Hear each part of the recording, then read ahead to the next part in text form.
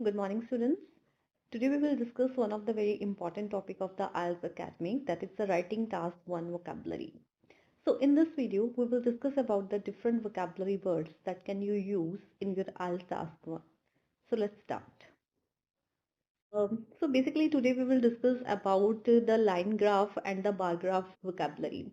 So it is very obvious when we have to write down line and bar graphs, then we have to mention about the trends. तो इनमें trends दिए होते हैं तो हमने trends के बारे में ही मेंशन करना होता है, right? So there are the different vocabulary words that we can use to just enhance the presentation of task 1.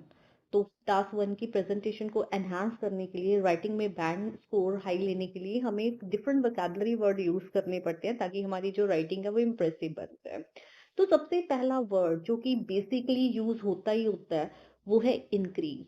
जब भी हम ट्रेंड शो करते हैं तो एक वर्ड हम यूज करते ही करते हैं, वो है increase. For example, in 1998, the sale of the A company, the sale of the B company increased up to that point. So this word is very common everywhere. चाहे कोई किसी तरह का भी हमें कोई लाइन ग्राफ आ रहा है, बार ग्राफ आ रहा है, कुछ भी आ रहा है, इवन द टेबल भी आ रहा है, so this word is very common. So इसके हम सिनोनिम्स यूज कर सकते हैं इंक्रीज के लिए: राइज,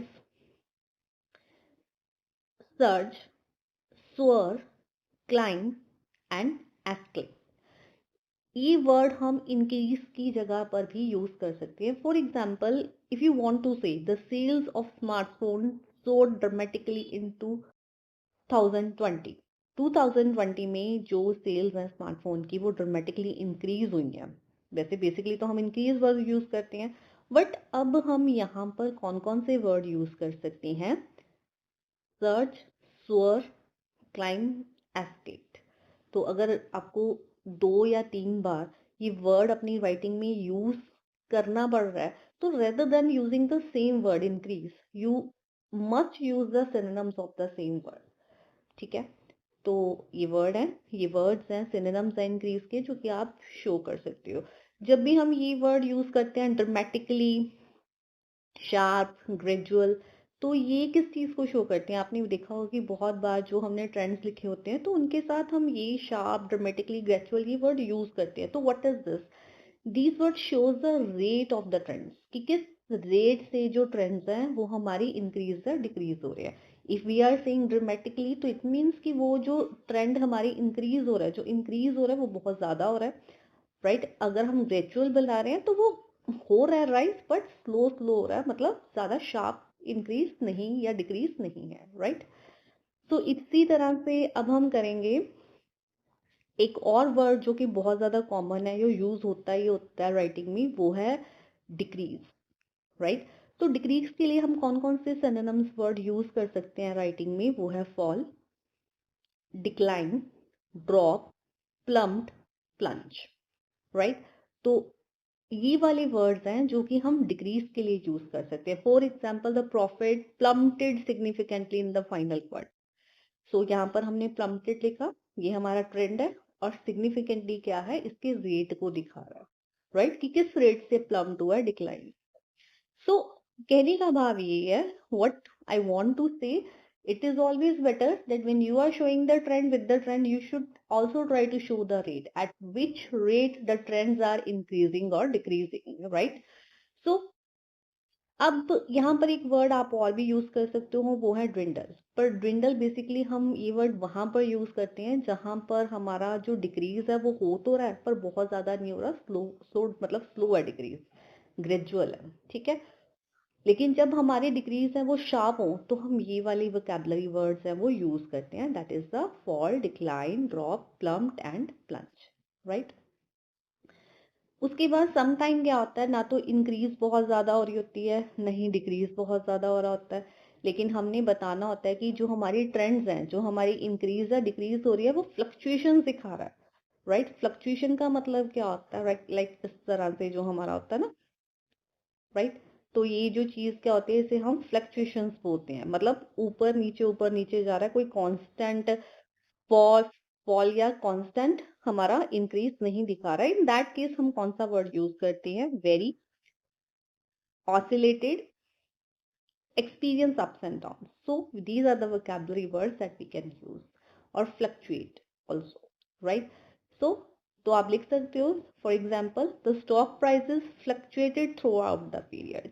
तो आप इसकी जगह और भी क्या लिख सकते हो, the stock prices very through out the period, the stock prices oscillated throughout the period, the stock prices experience ups and downs throughout the period, right? एक बात और, that most of the time students get confused whether we have to write the sentence into the present form or the past form।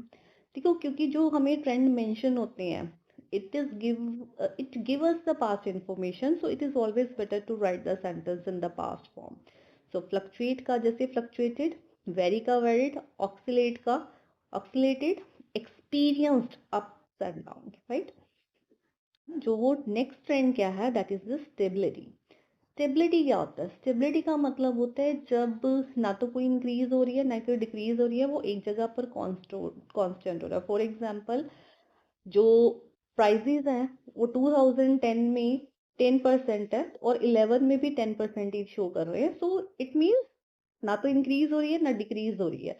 So that time हम बोलते हैं now the percentage of that one is stable, उसमें कोई ना increase नजर आ रही है ना कोई डिक्रीज नजर आ रही है, right. So for stability trends what vocabulary word we can use remain stable, level off, right, remain constant and plateau. तो आप ये वर्ड यूज कर सकते हो, right. So let's explain it with the examples, okay. तो इसकी जगह आप ये भी लिख सकते हो, the unemployment rate leveled off between that and that time, right? The unemployment rate remained constant between that and that time. So just you have to change this vocabulary word with the synonyms, okay? Nothing is very tough to understand। तो next point जो हम discuss करेंगे वो है highest और lowest point. जब भी हम लाइन या बारग्राफ की बात करते हैं तो उसमें जब भी हमने हाईएस्ट पॉइंट होता है वो दिखाना हो या फिर लोएस्ट पॉइंट दिखाना हो तो उसके लिए हम वोकैबुलरी वर्ड्स यूज करते हैं। जब हाईएस्ट पॉइंट शो करना है तो hit the highest point, right. अगर लो पॉइंट शो करना है तो reach a low and hit the lowest point, okay. For example the population hit the highest point at 12 million in 2010, right. तो हम अगर लोएस्ट पॉइंट मेंशन करना हो तो इसकी जगह हम लोएस्ट पॉइंट लिख देंगे। अगर रीच अ लो लिखना हुआ तो हम क्या करेंगे, the population reached a low of 12 million in 2010। so this is the way that you can use the vocabulary word for the highest and the lowest point in the bar and the line graph। so this is all the vocabulary words that you get in the task 1। so if you really want to know that what trend we should mention in the task 1 and how to make the sentences and what are the impressive way to write the task 1, then you can drop the message if you really want to take the online classes for the task 1। Thank you।